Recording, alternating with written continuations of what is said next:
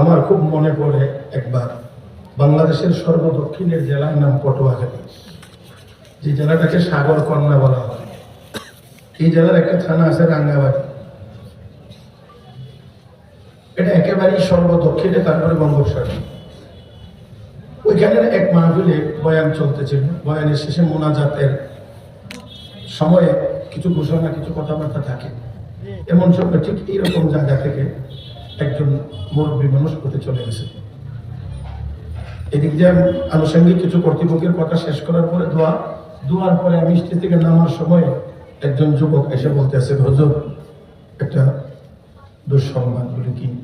আপনার একেবারে কাছে বসে একজন মুরব্বী বয়ান শুনছিলেন, আর যখন কর্তৃপক্ষের কিছু কথাবার্তা চলতেছিল শরীরটা একটু খারাপ লাগতেছে মনে করে বাড়িতে যাওয়ার জন্য রওনা করছিলেন। হুজুর লোকটা বাড়িতে গিয়ে পৌঁছতে পারে নাই, তার আগেই ইন্তেকাল করেছে।